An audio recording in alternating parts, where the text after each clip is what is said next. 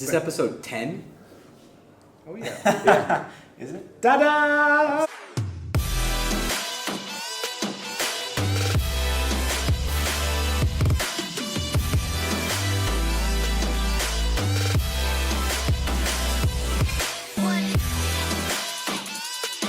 So, let's take some questions. I like questions. What do you guys got?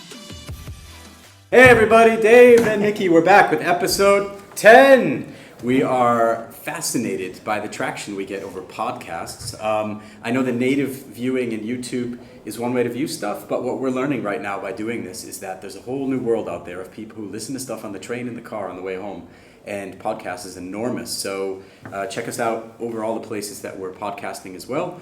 Episode 10 is focused on platforms. I had a brief look at the questions beforehand, and Mickey and I thought we'd take that from a little bit of a strategist's and architect's perspective, because you don't get a lot of technical when you talk with bankers. You get a lot about the future, and really we want to talk really hardcore platforms and structure today. So go ahead, Phil, what do you got? After the unbundling of financial services, will we now see a rebundling? After the unbundling of financial services, will we see a rebundling? Yeah. And if yes, how will it happen? And if yes, how will it happen? Good one. It's a good one. That's a good question. That was Veronica, right? Yeah. Good. I love this question. I know it came in German, but we're going to take it in English today because we didn't have other German questions. For German watchers, we're very interested in doing an episode for you. We speak German. We need more questions in German. Until we get them, we're going to stick with English. I don't think we've done unbundling fully yet. I mean, what I see is that payments and transfers were the two lowest hanging fruits in banking, and they've been picked off fairly quickly by other ecosystems that are bigger sharks in the tank. So They're more convenient. More convenient. NFC on my Apple phone is just a much better experience than trying to log into any kind of bank or using a credit card, which will probably get stolen anyways. Therefore, default payment systems shift to outside banks. And that's kind of classic unbundling, and transfers is the same situation, but there's a lot more to come in the value chain of banking, and it's just gotten started. I think yes. I mean, what you see in retail banking with payments and other things, it got unbundled, and it's kind of rebundling, but not in the way like some banks might want it to be, because it's just like the new kids on the block like Apple that picks it up and says, hey, here's Apple Pay, use that. And with all the new technology that is coming, not wanting to be too hypey at the moment, like AI and all that, I think we see the same thing going into more sophisticated services in private banking, for example, where we still have yet to see an unbundling. We see first things that you can actually use separate, but on the other hand, the wealth management or private banking business model is a very sticky one, or is a very captive one. So even banks do a lot to keep you as a client, and that counteracts the unbundling a little bit. But it will happen because just user need is there. They want to configure, they want to have it simpler as well. That's why the rebundling is going to happen, because someone will take it up, make it simpler and more personalized, and put it out there again. This is where the robos came in, right? Yeah. And there's more than 500 robos either under development or already on the market. So way too many. Nobody's going to have 500 different apps on their phone, or even 5 for different pieces of the or service. 500,000 free of asset for each time to invest in it. Exactly. So. And there's lots of issues in that. It's not a full rebundling of a banking service in an app yet.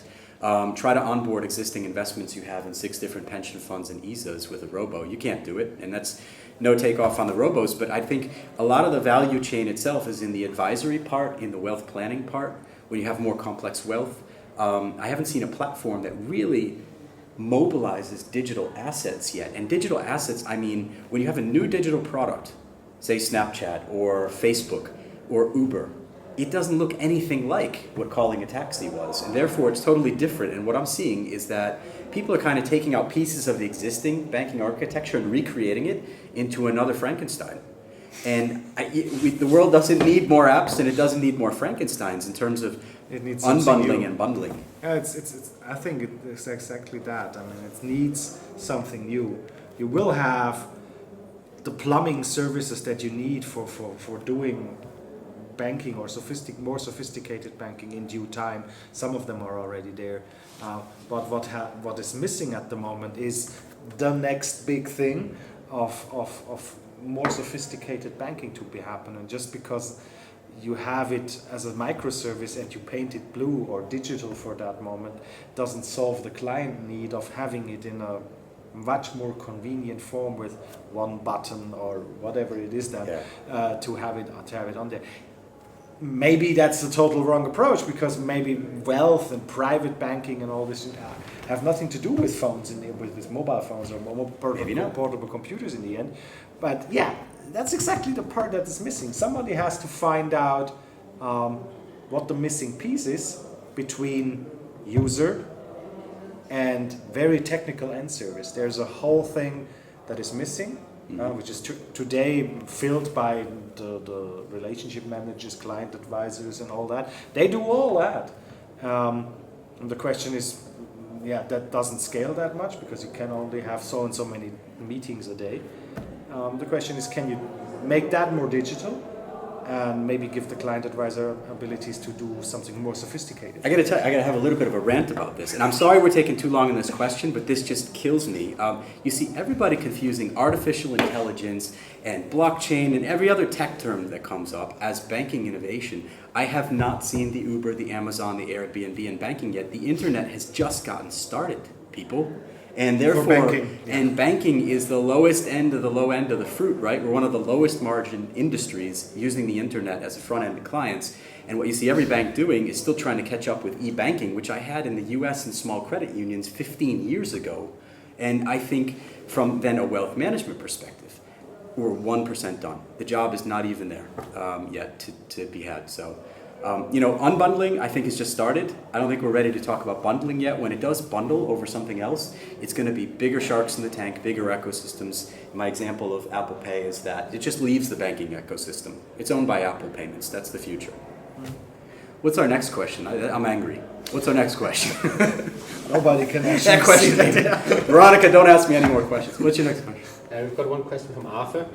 What are the best online financial services platforms, and how do they perform versus each others and versus standard investment advisors? Wow. Good question, Arthur. So about standard investment advisors versus platform. I don't think there's a platform out there besides the captive ones you see from every bank. If you go on App Annie right now while you're watching this or you're listening to this, and look up the top 10 financial applications in the UK. You'll see that there are 10 banks plus PayPal. It's basically every bank has captured its own customers in its own app, but that is not a platform for banking. A platform for banking is going to be something that you use every day, like Google, and it just does your banking on the side. It happens to pick up the pieces of the banking. So I don't think we've seen it yet. What do you think? Not yet. We're trying to build one, which we call Wino, where we just started this kind of a journey and see whether it's possible to build a platform for banking or for more sophisticated private banking, but that's yet to be seen. Also, the word platform is a big term. Big but word. When I say platform, I always refer to the platform as a business model, like the Ubers or the eBays or the whatever share economy driven things that are out there that basically sit at the top. But they're extra systems. Yeah. They're not captive to one provider. It's not like New York Yellow Cab invented Uber, right?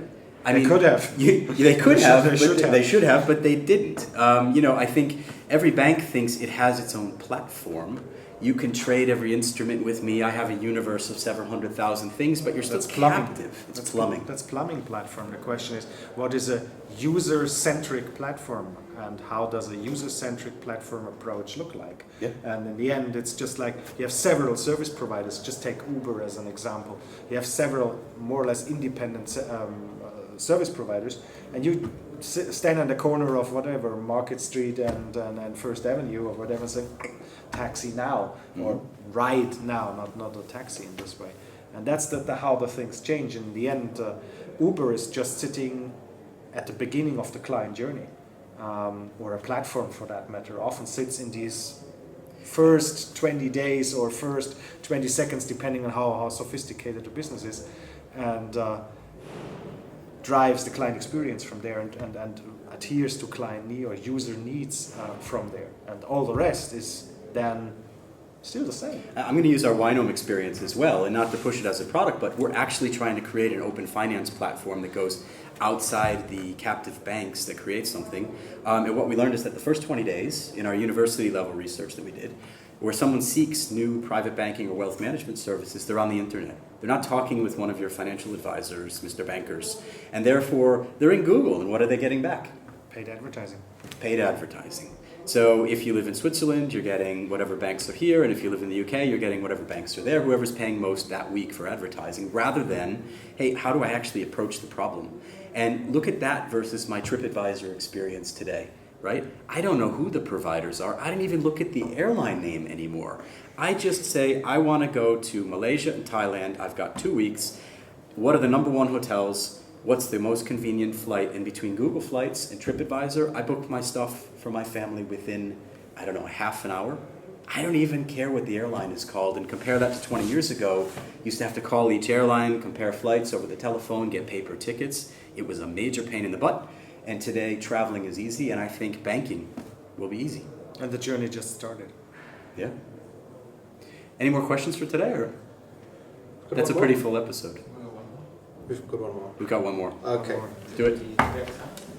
You guys have a meeting? Yeah, we have a meeting. We have a meeting, yeah. With a lawyer. With a lawyer. So We have a lawyer meeting. Thank you. Thank you for watching. I love answering stuff with Mickey because we have a good dynamic together. We've been working together for a couple of years on a couple of things. Winome is one of them, and we're trying to take it bigger than captive bank, UX, AI of the year experiences. So if you want to hear more, give us some more questions, especially in German. Wir sprechen Deutsch. Danke. Wir sprechen auch Deutsch. Danke. Ciao. Let's go.